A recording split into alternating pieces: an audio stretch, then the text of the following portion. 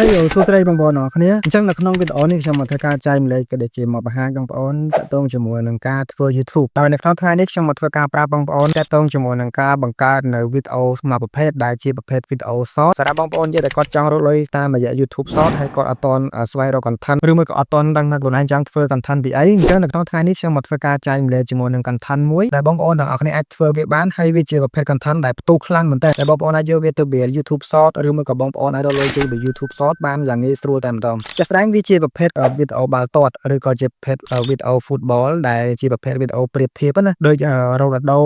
vs Messi ឬមួយក៏ Neymar អញ្ចឹងណាជាស្ដែងគឺបែបហ្នឹងអូខេអញ្ចឹងខ្ញុំធ្វើការបង្ហាញបងប្អូនជាមួយនឹង channel មួយបាទ channel នេះគឺ channel ធំមែនទែនបាទគឺអ្នក subscriber រហូតដល់1លាន subscriber ហើយវីដេអូរបស់គាត់គឺបងប្អូនអាចមើលបានគឺមានត្រឹមតែ200វីដេអូទេបាទគឺអាចនិយាយបានថាវីដេអូតិចមែនទែនហើយអ្នក subscriber រហូតដល់1លាន subscribe គឺសាហាវខ្លាំងមែនទែនបងប្អូនអរគ្នាបាទហើយ channel របស់គាត់គឺគាត់ធ្វើវីដេអូបែបប្រៀបធៀបឬក៏ជាប្រភេទវីដេអូបាល់ទាត់ហ្នឹងហើយបងប្អូនអាចកន្លែងមើល view បាន view កន្លែង popular បងប្អូនអាចមើលបាន28លាន20លាន19លាន view 21លានគឺថា view វិញបាញ់និយាយទេបាទគឺខប់សេរីខ្លាំងមែនទែនអញ្ចឹងបងប្អូនអរគ្នាអាចធ្វើវីដេអូបែបហ្នឹងបានដើម្បីរកលុយចេញពី YouTube Short ណាអូខេអញ្ចឹងយើងអាចមកមើលតាក់ទងជាមួយនឹង channel របស់គាត់បន្ថែមបានបាទអញ្ចឹង channel របស់គាត់គឺគាត់ដាក់នៅប្រទេសបង់ក្លាដេសបាទបងប្អូនអាចមើលបានបាទគឺគាត់តែបង្កើតឆ្នាំ2024ទេអ្នក subscriber សរុបគឺ1លាន subscriber ជាងបាទគឺសាហាវមែនទែនហើយវីដេអូមានត្រឹមតែ200ទេបាទដូចខ្ញុំបញ្ជាក់អញ្ចឹងហើយបើថា view សរុបវិញបងប្អូនអាចមើលបាទគឺច្រើនមែនទែនបាទគឺបងប្អូនអាចអានតាមហ្នឹងទៅបាទគឺរាប់លាន view អញ្ចឹងវីដេអូបែបហ្នឹងគឺជាប្រភេទវីដេអូដែលផ្ទុះខ្លាំងមែនទែនដែលបងប្អូនអាចធ្វើវាបានហើយសម្រាប់វីដេអូគាត់គឺផ្ទុះសឹងតែគ្រប់វីដេអូហើយបាទគឺសិតតែលានតែម្ដងបាទនេះ19លាន13លានអញ្ចឹងទៅ view គឺសិតតែបងបាទអញ្ចឹងបងប្អូនប្រកាសជាចង់ធ្វើបែបហ្នឹងដែរដើម្បីយើងអាចរកលុយចេញពី YouTube Short បានណាហើយសម្រាប់ view ប៉ុណ្ណឹងបងប្អូនប្រកាសជាឆ្ងល់បាទតើគាត់អាចរកចំណូលបានប៉ុន្មានចេញពី YouTube ណាអញ្ចឹងដើម្បីចង់ដឹងថា channel របស់គាត់មួយហ្នឹងគាត់អាចរកចំណូលបានប៉ុន្មានចេញពី YouTube ដែលគិតជាប្រចាំខែឬក៏ប្រចាំឆ្នាំណាចង់ដឹងថាគាត់អាចរកចំណូលបានប៉ុន្មានបងប្អូនអ្នកគ្នាអាចមើលបានទៀតបាទអញ្ចឹងដើម្បីមើលបានបងប្អូនគ្រាន់តែ copy link channel របស់គាត់ហ្នឹងទៅនេះយើងគ្រាន់តែ copy URL channel របស់គាត់មកនេះយើង copy channel របស់គាត់មកអូខេបន្តមកទៀតបងប្អូនចូលទៅកាន់ Google search ណាវាយពាក្យថា social blend អូខេយើងចូលទៅកាន់ website social blend ហ្នឹងទៅដើម្បីមើលទិន្នន័យ channel របស់គាត់ pass link channel របស់គាត់កន្លែងហ្នឹងមកអូខេនេះគឺ channel របស់គាត់ហើយបាទគឺមានឈ្មោះស្អីគេនេះបងប្អូនអានតាមហ្នឹងបាទនេះឈ្មោះខ្ញុំអានមិនដាច់ដែរបាទនេះគឺបង្ហាញមកទិន្នន័យច្បាស់មែនតើបាទគឺនេះបងប្អូនអាចមើលតាមហ្នឹងបាទគឺវីដេអូរបស់គាត់គឺមាន208វីដេអូនេះគឺទិន្នន័យតាក់ទងជាមួយនឹងលុយអញ្ចឹងអានេះគឺជាចំនួនលុយសរុបតាក់ទងដែលគេគិតជាប្រចាំខែឬក៏ជាប្រចាំឆ្នាំណាអូខេនេះគឺជា monthly estimate earning បាទនេះគឺគិតរយៈពេលជាប្រចាំខែអានេះគឺរយៈពេលប្រចាំឆ្នាំពេលមួយខែគាត់អាចរកបាន$2000រហូតដល់$40000បាទគឺ channel របស់គាត់ហ្នឹងគឺរកចំណូលបានច្រើនមែនតើចន្លោះពី$2700រហូតដល់$43000បាទអញ្ចឹងវានៅចន្លោះហ្នឹងបាទគឺច្រើនមែនទែនហើយរយៈពេលមួយខែគាត់អាចរកអ្នក subscriber បានរហូតដល់ 30k អញ្ចឹងអានេះគឺគេគិតរយៈពេលប្រចាំឆ្នាំអញ្ចឹងប្រចាំឆ្នាំក៏សាហាវដែរបាទអញ្ចឹងប្រចាំឆ្នាំគាត់អាចរកចំណូលបានរហូតដល់ 34k រហូតដល់ 545k បាទ$34000រហូតដល់ 500000 បាទ 500k វា500000បាទអញ្ចឹងចំណូលនេះគឺជាចំណូលមួយដែលសាហាវច្រើនមែនទែនបាទការងារនៅស្រុកខ្មែរយើងអត់មានការងារណាដែលរកចំណូលប៉ុណ្ណឹងទេបាទខ្ញុំហ៊ាននិយាយថាចឹងហ្មងទេបាទគឺវាច្រើនមែនទែន YouTube ដោយសារតែ YouTube បងប្អូនប្រកាសជាដឹងហើយว่าវាជា platform បរទេសហើយអ្នកមើលវីដេអូគឺគ្រប់ប្រទេសទាំងអស់បាទគឺវាបែបលក្ខណៈថា worldwide ណាអញ្ចឹងសម្រាប់ចំណូលគឺបងប្អូនប្រកាសជាយល់ហើយបាទគឺបានច្រើនមែនទែនហើយអានេះគឺតាក់ទងជាមួយនឹងប្រចាំថ្ងៃអញ្ចឹងប្រចាំថ្ងៃរបស់គាត់គឺក៏ច្រើនដែរបាទនេះគឺបងប្អូនអាចមើលតាមហ្នឹងទៅមួយថ្ងៃក៏រកបានចំណូលពីនេះ180រៀល60រៀលបាទគឺច្រើនមែនទែនអញ្ចឹងដើម្បីធ្វើវីដេអូបែបហ្នឹងបានគឺបងប្អូនអ្នកគ្នាគ្រាន់តែតាមដានវីដេអូរបស់ខ្ញុំមួយនេះគឺខ្ញុំនឹងប្រាប់បងប្អូនតាក់ទងជាមួយនឹងការបង្កើតនៅវីដេអូបែបបាល់ទាត់ប្រៀបធៀបហ្នឹងតែម្ដងដើម្បីឲ្យបងប្អូនអាចធ្វើវាបានហើយពោះចូលទៅកាន់ YouTube Short ដើម្បីរកលុយណាអូខេអញ្ចឹងមុនចូលទៅដល់ការបង្ហាញក៏ដូចជាការ review របស់ខ្ញុំសម្រាប់បងប្អូនដែលគាត់មកថ្មីណាកុំភ្លេចធ្វើការជួយចុច like ហើយ subscribe ដាក់រូបសញ្ញាកណ្ដឹងនៅ channel ខ្ញុំម្នាក់មួយផងដើម្បីទទួលបាននៅវីដេអូថ្មីចេញពី channel របស់ខ្ញុំដែល channel របស់ខ្ញុំនេះគឺផ្ដោតសំខាន់សម្រាប់បងប្អូនដែលគាត់ចង់រកលុយតាមរយៈ online ជាពិសេសគឺបងប្អូនដែលគាត់ចង់រកលុយតាមរយៈ YouTube ណាអញ្ចឹងបងប្អូនអត់ដឹងមើល channel មួយណាបងប្អូនអាចតាមដាន channel របស់ខ្ញុំបានខ្ញុំនឹងចែកម្លែកបងប្អូនតាក់ទងជាមួយនឹង YouTube តាក់ទងជាមួយនឹងការបង្កើតវីដេអូតាក់ទងជាមួយនឹងការរៀបចំ content ឬមួយក៏ធ្វើ content ផ្សេងៗចឹងទៅអ្វីក៏ដោយបាទគឺពាក់ព័ ព័ន្ធជាមួយនឹង YouTube គឺយើងនឹង upload ចូលទៅកាន់ channel នេះតែម្ដងអញ្ចឹងបងប្អូនដែលគាត់រកផ្លូវតាមរយៈ YouTube បងប្អូនកុំភ្លេចធ្វើការជួយចុច subscribe ដាក់រូបសញ្ញាកណ្ដឹងនៅ channel ខ្ញុំម្នាក់មួយផងដែល channel ខ្ញុំមួយនេះគឺជា channel ដែលថ្មីមែនទែនគឺខ្ញុំទើបតែបង្កើតទេអញ្ចឹងបងប្អូនកុំភ្លេចធ្វើការជួយគ្រប់គ្រង channel ខ្ញុំផងបាទដើម្បីឲ្យខ្ញុំមានកម្លាំងចិត្តផលិតវីដេអូថ្មីចែកទៅកាន់បងប្អូនទៀតហើយបើសិនជាបងប្អូនយើងមានចង្អល់ឬមកក៏មានបញ្ហាអីបងប្អូនអាចធ្វើការ contact ឬមកក៏តាក់ទងមកខ្ញុំតាម Telegram បានដែល link ខ្ញុំបានធ្វើការដាក់នៅខាងក្រោម video description ហើយមួយទៀតបងប្អូនកុំភ្លេចធ្វើការ join ក្រុម Telegram របស់ខ្ញុំផងក៏ខ្ញុំបានធ្វើការដាក់ link នៅខាងក្រោម description ដូចគ្នាអញ្ចឹងបងប្អូនធ្វើការ join ក្រុមម្នាក់មួយទៅហើយនៅក្នុងហ្នឹងគឺមានក្រុមអញ្ចឹងបងប្អូនមានចង្អល់មិនអីបងប្អូនអាចឆាតនឹងក្រុមហ្នឹងបានអូខេអញ្ចឹងមិនចង់ឲ្យវីដេអូហ្នឹងបែក hosting យូរបាទអញ្ចឹងយើងចូលទៅកាន់ការបង្កើតវីដេអូបាទនៅទាំងអស់គ្នាបាទអូខេអញ្ចឹងដើម្បីធ្វើវីដេអូបែបហ្នឹងបានជំហានទី1គឺបងប្អូនទាំងអស់គ្នាត្រូវធ្វើការ download កលាករសិនអញ្ចឹងដើម្បីធ្វើការ download បានបងប្អូនទាំងអស់គ្នាអាចធ្វើការចូលទៅកាន់ TikTok មកអូខេអញ្ចឹងបងប្អូនចូលទៅកាន់ Google search មកហើយបន្តមកទៀតបងប្អូនវាយពាក្យថា TikTok អញ្ចឹងមកបានន័យថាបងប្អូនទាំងអស់គ្នាចូលទៅកាន់ TikTok របស់បងប្អូនធម្មតាទៅដើម្បីធ្វើការ download កលាករអញ្ចឹងសម្រាប់កលាករហ្នឹងបងប្អូនបាច់យកមកពីណាដែរបាទយកមកតែពី TikTok មកគឺយកទៅតាមអស់បាទនៅក្នុង TikTok គឺវាមានវីដេអូច្រើនហើយសួរថាជាប់ copyright អត់បាទអញ្ចឹងយកមកប្រកាសជាជាប់ហើយបាទតែបងប្អូនយកមកកាត់បន្ថែមអញ្ចឹងនៅពេលដែលយើងកាត់គឺវានឹងដាច់ copyright ហើយបាទអូខេអញ្ចឹងនៅពេលដែលបងប្អូនចូលមកដល់ TikTok ហើយបងប្អូននេះធ្វើការ download វីដេអូមកវីដេអូកលាករបាល់ទាត់ណាគេក៏ដោយបាទតែបងប្អូនចង់យកវាមកប្រៀបធៀបដូចជាកលាករបាល់ទាត់ដូចជា Ronaldo Messi អញ្ចឹងណាឧទាហរណ៍អីផ្សេងដូចជា Lamine Yamal ឬមួយក៏ ISO Speed អញ្ចឹងតែបងប្អូនអាចយកពួកគាត់មកបានហើយបងប្អូនអាចយកពួកគាត់មកហើយយកមកប្រៀបធៀបគ្នាអញ្ចឹងណាអញ្ចឹងមកហើយវីដេអូហ្នឹងគឺជាប្រភេទវីដេអូបែបប្រៀបធៀបអូខេអញ្ចឹងដើម្បីធ្វើការ download វីដេអូបានគឺបងប្អូនត្រូវធ្វើការ search វីដេអូសិនបន្តមកទៀតបងប្អូនធ្វើការ search ឈ្មោះកលាករឥឡូវខ្ញុំឧទាហរណ៍ថាខ្ញុំ search កលាករមួយខ្ញុំដាក់ថា Ronaldo អូខេអញ្ចឹងបងប្អូនវាយ Ronaldo អញ្ចឹងមកអញ្ចឹងនៅពេលដែលបងប្អូន search Ronaldo គឺវាចេញវីដេអូមកច្រើនដែរបាទនេះគឺជាវីដេអូរបស់គាត់ណាអញ្ចឹងបងប្អូនអាចធ្វើការ download វីដេអូទាំងអស់ហ្នឹងយកវាទៅកាត់បានចឹងបងប្អូនពេញចិត្តវីដេអូមួយណាបងប្អូនយកវីដេអូមួយហ្នឹងទៅអញ្ចឹងសម្រាប់វីដេអូខ្ញុំសូមរីកមិនថាបងប្អូនយកប្រភេទវីដេអូដែលច្បាស់ធំណាកុំយកប្រភេទវីដេអូដែលដូចគាត់លេខប៉ាល់ទេបាទគឺវាអត់សូវកណូពេកអូខេអញ្ចឹងបងប្អូនធ្វើការ download វីដេអូមកដើម្បីធ្វើការ download បានបងប្អូនចូលទៅកាន់ Google ដដែលហើយបងប្អូនវាយពាក្យថា TikTok download នេះបងប្អូនវាយ TikTok download អញ្ចឹងមកបន្តមកទៀតបងប្អូនធ្វើការ copy link វីដេអូណាមួយដែលបងប្អូនចង់ download ហើយយកវាមកផាសចូលនៅក្នុង website download ហ្នឹងអញ្ចឹងបងប្អូនធ្វើការផាសទៅហើយ download វាបានហើយអូខេអញ្ចឹងសម្រាប់ការ download វីដេអូបងប្អូនធ្វើការ download វីដេអូ3 4មកបងប្អូនធ្វើការ download កលាករបាល់ទាត់ឬមកក៏អ្នកណាផ្សេងក៏ដោយបងប្អូន download ចំនួន4ឬមក5ទៅដើម្បីយើងយកមកប្រៀបធៀបគ្នាណាអូខេឥឡូវយើង download រងដល់ហើយបងប្អូន download កលាករផ្សេងទៀតមកពេលឥឡូវទៅហត់យើងវាយ Messi អញ្ចឹងទៅថ្ងៃយើងវាយ Messi អញ្ចឹងមកបងប្អូន search Messi អញ្ចឹងទៅបងប្អូនធ្វើការ download វីដេអូរបស់គាត់យើងក៏ copy link វីដេអូរបស់គាត់ហើយយើងយកវាមក download នៅក្នុង website របស់យើងមកអញ្ចឹងដោយសារតែ TikTok ខ្ញុំគឺវា slow មែនទែនមក internet គឺវាអត់ទៅដើរអញ្ចឹងហ្នឹងហើយអញ្ចឹងបងប្អូនធ្វើការ download វីដេអូតាមហ្នឹងទៅអូខេអញ្ចឹងនៅពេលដែលបងប្អូនធ្វើការ download វីដេអូហើយជំហានទី2គឺបងប្អូនត្រូវការ download logo ឬមួយក៏អ្វីផ្សេងដែលយើងត្រូវដាក់ឲ្យគាត់ប្រៀបធៀបណាអូខេអញ្ចឹងដូចវីដេអូនេះមួយបាទអញ្ចឹងបងប្អូនប្រកាសជាឃើញបាទវីដេអូរបស់គេគឺគេមាន download នេះដូចជា LAN Lamborghini ដូចជាពៀនដូចជាយន្តហោះដូចជាស្រាបៀរអញ្ចឹងណាអញ្ចឹងយើងធ្វើការ download ទាំងអស់ហ្នឹងដើម្បីយកមកដាក់ចូលទៅកាន់វីដេអូរបស់យើងអញ្ចឹងយើងអាច play វីដេអូរបស់គេមើលសិនមកនេះអូខេបងប្អូនអាចមើលបានវីដេអូរបស់គេគឺគេធ្វើបែបហ្នឹងបាទគឺបានថាគេប្រៀបធៀបពួកគាត់ថាគាត់មាន LAN Lambo អត់មានពៀនបាឡុនដនេះអត់អញ្ចឹងណាឬមកក៏មានយន្តហោះហើយគាត់ចេះផឹកស្រាអត់អញ្ចឹងបានថាគេធ្វើបែបហ្នឹងបាទអូខេអញ្ចឹងដើម្បីធ្វើការ download រូបភាពទាំងអស់ហ្នឹងបានបងប្អូនអ្នកអាចចូលទៅកាន់ Google មកហើយបងប្អូនធ្វើការ search រូបទាំងអស់ហ្នឹងមកដូចជាមិញដូចជាគេដូចជា Ballon d'Or អញ្ចឹងបងប្អូន search Ballon d'Or អញ្ចឹងមកអញ្ចឹងគេចេញពៀនមកនេះអញ្ចឹងបងប្អូនធ្វើការ download រូបភាពទាំងអស់ហ្នឹងមកហើយបន្តមកទៀតយើងធ្វើការកាត់វាយើងធ្វើការយកវាមកកាត់យើងយកតែរូបពៀនហ្នឹងទេយើងអត់យក background នេះផ្សេងទេអញ្ចឹងបងប្អូនចង់ download ឥឡូវទីហោថាបងប្អូនចង់ download Ballon d'Or Gold យើងdown ជាប្រភេទពណ៌មាសណាបើគេមិញគឺពណ៌មាសអញ្ចឹងយើង down នោះអញ្ចឹងវាចេញមកនេះគេបងប្អូនឃើញនេះអញ្ចឹងមិញវាមានដូចជាពៀន Ballon d'Or ដូចជាអីគេស្រាបៀរអីចឹងទៅអញ្ចឹងបងប្អូនធ្វើការ download ទាំងអស់ហ្នឹងមកអូខេអញ្ចឹងខ្ញុំបានធ្វើការ download ហើយបាទគឺខ្ញុំបាន download មកក៏ play មកបាទនេះមានដូចជានេះស្រាបៀរដូចជាពៀនហើយដូចជានេះខ្ញុំ download ប្រៃដែរបាទគឺខ្ញុំ download ឲ្យខុសគេមួយបាទអញ្ចឹងសម្រាប់រូបទាំងអស់ហ្នឹងបងប្អូនដល់គ្នាអាចធ្វើការដាក់រូបផ្សេងបានបាទបងប្អូនដាក់ផ្សេងទៅណាដូចជារូបស្អាតឬមកក៏អីផ្សេងដែលបងប្អូនចង់ប្រៀបធៀបពួកគាត់ណាឬមកក៏បងប្អូន download ជាប្រភេទ logo ក៏បានដែរបងប្អូនអាចប្រៀបធៀបបែបលក្ខណៈ logo នេះអញ្ចឹងបងប្អូន download logo អញ្ចឹងមកមានដូចជា PSG មានដូចជា Barca ឬមកក៏ Real Madrid អញ្ចឹងទៅបងប្អូនយកវាមកប្រៀបធៀបដូចបានដូចគ្នាអូខេអញ្ចឹងនៅពេលដែលបងប្អូនទាំងអស់គ្នាធ្វើការ download ដូចជាវីដេអូហើយឬមកក៏រូបភាពទាំងអស់ហ្នឹងហើយអញ្ចឹងជំហានទី3គឺតាក់ទងជាមួយនឹងការកាត់វីដេអូអញ្ចឹងសម្រាប់ការកាត់តវីដេអូបងប្អូនទាំងអស់គ្នាអាចប្រើកម្មវិធីកាត់តមួយណាក៏បានដែរបាទ DaVinci មានដូចជា Adobe Premiere ឬមួយក៏ដូចជា CapCut ដែរចឹងទៅអញ្ចឹងសម្រាប់វីដេអូមួយនេះខ្ញុំសូម recommend ណាបងប្អូនចង់កាត់ងាយស្រួលបងប្អូនមានអីខុសពី CapCut ទេបាទ CapCut គឺវាស្រួលប្រើមែនទែនអូខេអញ្ចឹងបងប្អូនអ្នកគ្នាចូលទៅកាន់កម្មវិធី CapCut មកបន្តមកទៀតបងប្អូនអ្នកគ្នាធ្វើការ import វីដេអូក៏ដូចជា logo ដែលយើងបានធ្វើការ download នឹងចូលបន្តមកទៀតយើងធ្វើការទាញវីដេអូnàyយើងទាញវីដេអូយើង download ហ្នឹងយើងទាញវាមកក្រោមអស់អញ្ចឹងវីដេអូទី1ខ្ញុំ down តើតង់ជាមួយនឹង Robert Lewandowski បាទ Neymar អញ្ចឹងទៅខ្ញុំ download មកនេះ Mr Beast ISO speed បាទហ្នឹងហើយយើង download មកទាំងអស់បាទអូខេអញ្ចឹងវីដេអូមាន6វីដេអូមាន6 clip ហ្នឹងបាទអញ្ចឹងយើងត្រូវធ្វើការកាត់វ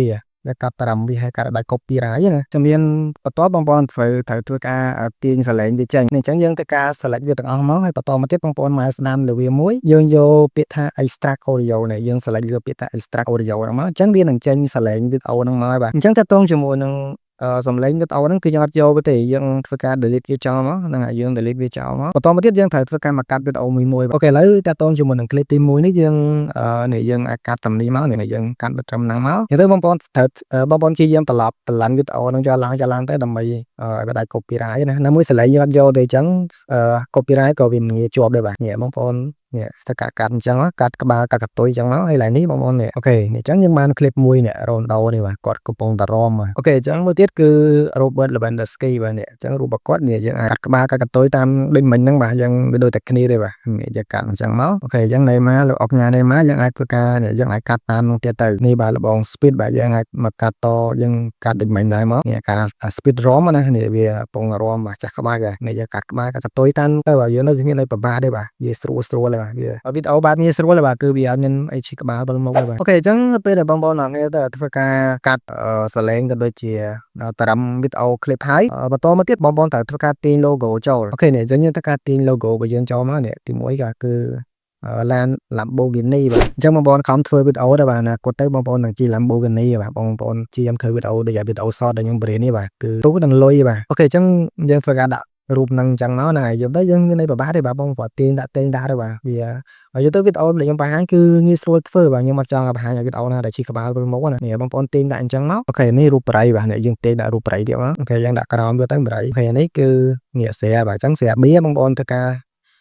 ទាញដាក់ដែរមកនេះយើងដាក់បែបអញ្ចឹងមកហ្នឹងហើយអញ្ចឹងយើងចេញអញ្ចឹងគេចេញទម្រង់វីដេអូរបស់គេបាទហើយបាទគឺវាងាយស្រួលមែនតើបាទគឺវាអត់មានអីពិបាកទេបាទអូខេនេះយើងអាចកែវាឲ្យស្មើតាមហ្នឹងទៅអូខេអញ្ចឹងយើងទទួលបានវីដេអូមួយនេះគឺបងប្អូននេះគឺវាចេញបែបហ្នឹងណាវាមា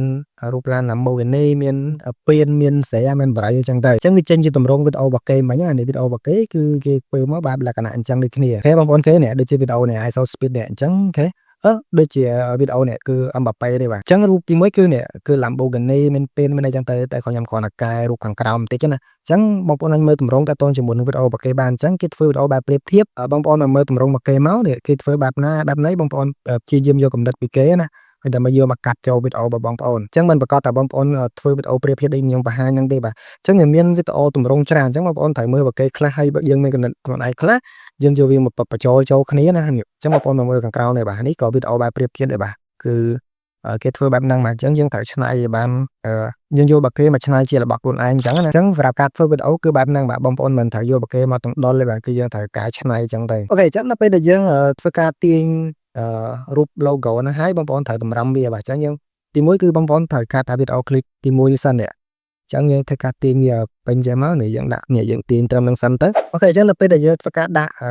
់បែបហ្នឹងហើយបន្តមកទៀតបងប្អូនត្រូវធ្វើការដាក់សញ្ញា tick ឬមកក៏សញ្ញាខ្វែងនៅពេលដែលយើងធ្វើការប្រៀបធៀបណាអូខេឥឡូវតើតើជាមួយនឹ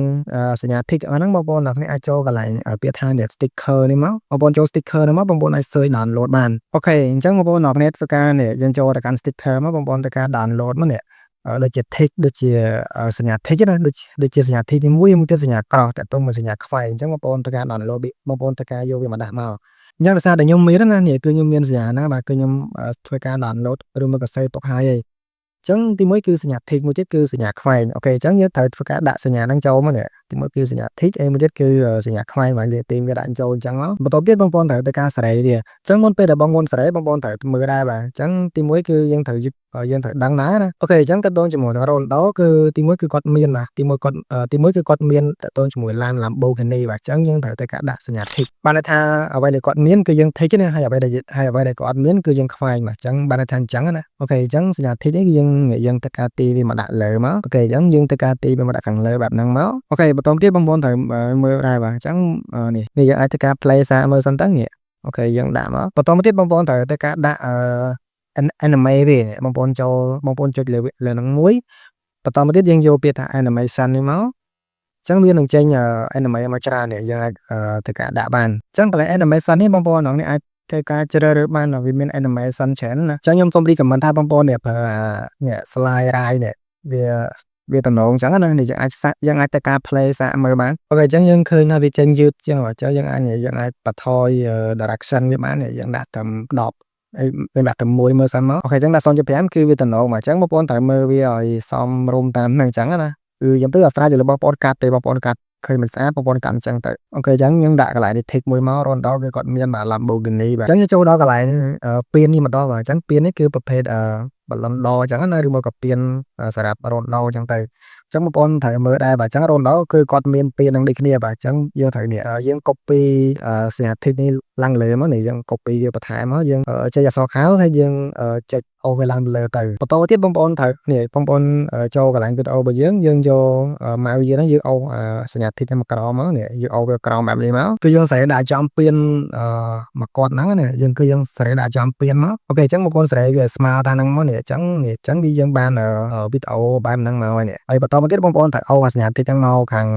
ស្ដាប់ណាយមកនេះយើងដាក់ប៉ុណ្ណឹងមកយើងអាច play សាកមើលបានអូខេអញ្ចឹងយើងចេញមកនេះអញ្ចឹងវាបានសញ្ញា tick ទាំងពីរហើយបន្តមកទៀតយើងចូលដល់កន្លែងនេះម្ដងមកដល់កន្លែងshare អញ្ចឹងមិនថា Ronaldo គឺគាត់អត់ផឹក share ដែរបាទអញ្ចឹងអ្នកដែលគាត់ fan Ronaldo ប្រកាសជាដឹងហើយបាទគឺគាត់ស្អប់ share មែនទែនអញ្ចឹងកន្លែង share ហ្នឹងបងប្អូនត្រូវដាក់សញ្ញាខ្វែងម្ដងបាទនេះអញ្ចឹងយើងដាក់សញ្ញានេះយើងដាក់សញ្ញាខ្វែងមកនេះយើងដាក់ចំហ្នឹងមកបន្តទៀតបងប្អូនត្រូវមើលសញ្ញាខ្វែងហ្នឹងមកនេះហើយយើងដាក់ animation នេះគ្នាយើងចូលកន្លែង animation យើងយកពាក្យថា slide ride នេះដដែលអញ្ចឹងយើងដាក់ 0.5 មកអញ្ចឹងបងប្អូនអ្នកនេះអាចទៅការ play សាកមើលបានអូខេណែគឺតំណងអញ្ចឹងបើថាគឺយើងធ្វើបែបហ្នឹងបាទគឺមិនពិបាកទេបាទអញ្ចឹងមួយទៀតគឺកន្លែងបរិយបាទអញ្ចឹងបរិយគឺបងប្អូនប្រកាសជាតាំងនេះគ្នាបាទគឺគាត់ជួបបរិយបាទអញ្ចឹងវាមិនពិបាកទេបងប្អូនក៏ copy ផាសមកបាទយើងចុចអាលជាប់យើងអូសមកឡើងលើមកអូខេយើងអូសមកហើយយើងទាញរូបហ្នឹងមកក្រោមមកនេះយើងដាក់ប៉ុណ្ណឹងមកអូខេបងប្អូនអ្នកនេះអាច play សាកមើលបាទនេះអញ្ចឹងទី1 tick ខ្វែងហ្នឹងហើយគឺបែបហ្នឹងបាទ3ហ្នឹងអញ្ចឹងយើងធ្វើការកាត់នេះយើងធ្វើការកាត់ត្រាំវាមកអូខេហើយកន្លែងនេះបងប្អូនត្រូវសេរីវាស្មើមកនេះយើងដាក់តាមនឹងស្មើមកឥឡូវនេះយើងអុសវាឲ្យពេញវីដេអូមកអូខេ copy ទៅអស់មកនេះបងប្អូន copy ទៅអស់មកបន្តមកទៀតបងប្អូននេះយើងធ្វើការទាញដាក់មកនេះយើងក៏ចុចអាលជាប់ទាញដាក់មកហើយដាក់គ្រប់ទៅអស់មក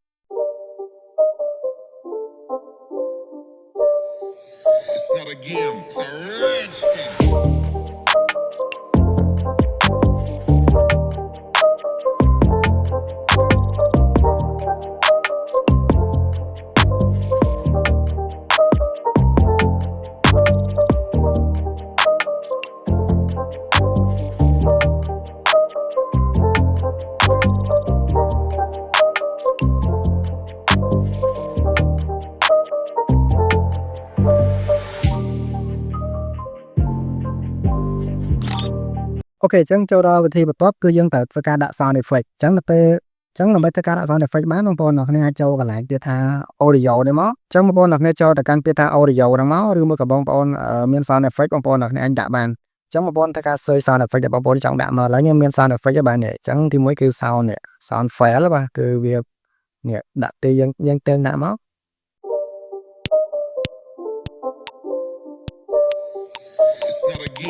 ចឹងវីដេអូបន្ទាប់បងប្អូនគាត់ទាញplay ហ្នឹងដាក់វាតាមរូបភាពឬមកក៏តាមវីដេអូរបស់បងប្អូនទៅនេះសញ្ញា tick យើងដាក់ play ផ្សេងសញ្ញាខ្វែងយើងដាក់ play ផ្សេងតាមហ្នឹងចឹងទៅចឹងគឺវាមិនពិបាកទេបាទគឺវាស្រួលមែនតើតែគាត់ copy ដាក់ទេបាទមួយទៀតបងប្អូនអ្នកគ្នាត្រូវទៅការកែវីដេអូដែរបាទអញ្ចឹងបងប្អូនអាចទៅការកែពណ៌វីដេអូហ្នឹងទៅនេះយើងអាចកែ adjust យើងចូលកន្លែងវីដេអូហ្នឹងយើងអាចទៅការកែពណ៌បន្ថែមកែទៅលើនេះយើងចូលកន្លែងវាថា ចាស់នេះមកចឹងវាមាននេះច្រើនវាមានពណ៌វានៅច្រើនអញ្ចឹងបងប្អូនថាការកែពណ៌កម្លាំងពន្លឺឬមកក៏បន្ថយពន្លឺតាមហ្នឹងអញ្ចឹងទៅនេះវាមាននេះ saturation បងប្អូនអាចកែច្នៃតាមហ្នឹងបានបងប្អូនត្រូវព្យាយាមកែខ្លួនឯងណាមួយទៀតបងប្អូនអ្នកទៅការដាក់នេះបានយើងចូលកន្លែងពាក្យថា filter នេះមកបន្តមកទៀតបងប្អូន search ពាក្យថា clear នេះយើង search ពាក្យថា clear នេះបងប្អូន search clear អញ្ចឹងមកចឹងបងប្អូននេះយើងទាញនេះ clear tone នេះបងប្អូនអាចដាក់ clear tone ហ្នឹងក៏បាននេះយើងទាញវាមកដើម្បីវីដេអូរបស់យើងវាមាន quality ណានេះយើងអាចមកយើងទៅពេលដែលបងមកដាក់ឃើញវីដេអូយើងរៀងស្អាតប៉ុន្តែដល់ពេលដែលយើងដាក់ទៅវាភ្លឺនេះអូខេវីដេអូយើងគឺវារៀងភ្លឺជាងមុនណា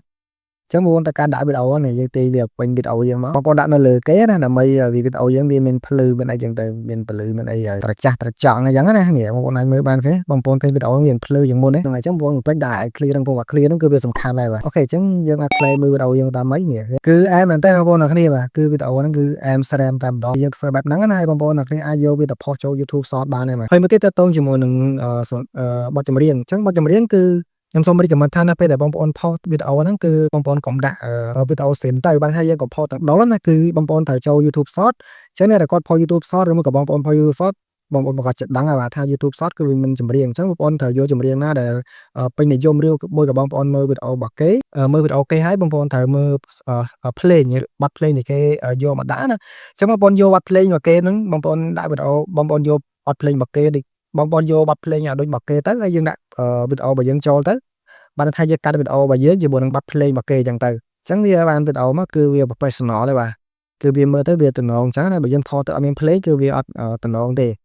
ហើយភ្លេងនឹង YouTube Short គឺ1 kg បាទបងប្អូនអាចយកដាក់ទៅឲ្យវាត្រូវជាមួយវីដេអូរបស់យើងអញ្ចឹងទៅអូខេអញ្ចឹងវីដេអូតទៅជាមួយនឹងការកាត់តវីដេអូបាល់ទាត់ក៏វីដេអូ football ប្រៀបធៀបហ្នឹងគឺមានតែប៉ុណ្្នឹងឯងបាទអញ្ចឹងបងប្អូនដែលគាត់ចង់ធ្វើ YouTube ហើយក៏អត់ទាន់ដឹងថាគួរធ្វើវីដេអូពីអីអត់ទាន់ដឹងថាអត់ទាន់នឹកថាចង់ផលិតវីដេអូពីអីបងប្អូនអ្នកចាប់ផ្ដើមជាមួយនឹង content បែបហ្នឹងបានវាជាប្រភេទ content មួយដែលល្អមែនទែនហើយបងប្អូនខ្ញុំជឿថានៅពេលដែលបងប្អូនជាចាំកាត់តឲ្យស្អាតហើយផុសឲ្យទៀងទាត់ខ្ញុំជឿថាបងប្អូននឹងឆាប់ផ្ទុះហើយគឺបងប្អូននឹងឆាប់ទទួលបាន monetize ពី YouTube ណាដោយសារតែ YouTube Short គឺវា scroll ហើយគឺបងប្អូនបង្កើតតែវីដេអូផុសឲ្យទៀងទាត់ហើយធ្វើឲ្យវាអែមទៅបាទហើយវា professional ណាអញ្ចឹងវាឆាប់រុញវីដេអូរបស់បងប្អូនឲ្យឆាប់គ្រប់គោលការណ៍ដែរបាទគឺវានឹងធ្វើការ rank វីដេអូរបស់បងប្អូនឲ្យទូអញ្ចឹងណាអូខេអញ្ចឹងវីដេអូហ្នឹងមានតែប៉ុណ្្នឹងបាទអញ្ចឹងបើសិនជាបងប្អូនអ្នកគ្នាពេញចិត្តកុំភ្លេចធ្វើការចុច like ហើយ subscribe ដាក់រូបសញ្ញាកណ្ដឹងនៅចំណាយខ្ញុំម្នាក់មើលផងបាទដើម្បីទទួលបានវីដេអូថ្មីគឺយើងនឹងចែកចាយលេខបងប្អូនតទៅជាមួយនឹងការធ្វើ YouTube ឬមកការផលិតវីដេអូផ្សេងៗទៀតអូខេអញ្ចឹងវីដេអូហ្នឹងមានតែប៉ុណ្្នឹងបាទកុំឲ្យនិយាយទៅប៉ែបាទអរគុណបងប្អូនអ្នកគ្នាបាយបាយ